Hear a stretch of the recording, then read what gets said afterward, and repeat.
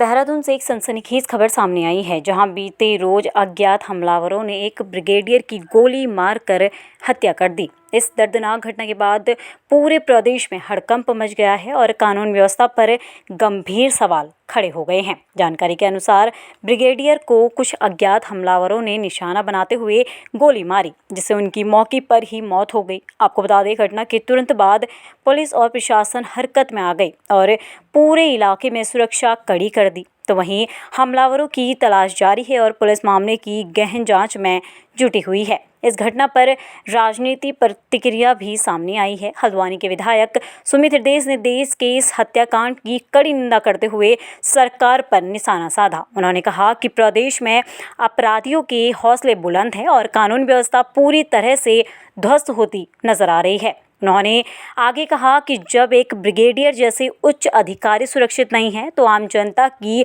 सुरक्षा पर सवाल उठना लाजमी है। ये घटना बेहद दुखद और चिंताजनक है। सरकार को तुरंत सख्त कदम उठाते हुए आरोपियों को गिरफ्तार करना चाहिए और उन्हें कड़ी से कड़ी सजा दिलानी चाहिए। आपको बता दें, विधायक ने इस मामले में उच्च स्तरीय जांच की मांग की है, ताकि दोषियों के खिलाफ सख्त कार्रवाई सुनिश्चित हो सके और प्रदेश में कानून का डर फिर से कायम किया जा सके। फिलहाल पुलिस हर पहलू से जांच कर रही है और जल्द ही इस मामले का खुलासा होने की उम्मीद जताई जा रही है। अब देखने वाली बात ये होगी कि इस सनसनीखेज हत्याकांड के पीछे कौन लोग हैं और कब तक उन्हें कानून के कटघरे में लाया जाता है।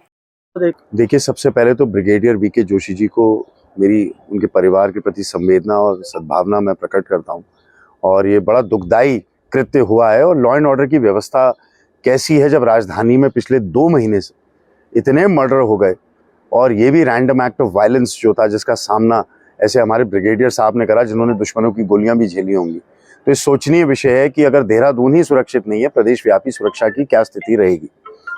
ये जो एक गन कल्चर का प्रचलन है और एक इसको बहुत एक वो मानते हैं कि बहुत बड़ी चीज़ है किसी पे शस्त्र लाइसेंस है, इसका दुरुपयोग जो लगातार हो रहा है, विशेषतः शराब पी के जो लोग शस्त्रों का उपयोग करते हैं, इन पे सख्त से सख्त कार्रवाई आर्म्स एक्ट के तहत और इनका तुरंत निरस्तीकरण इन शस्त्रों का होना चाहिए।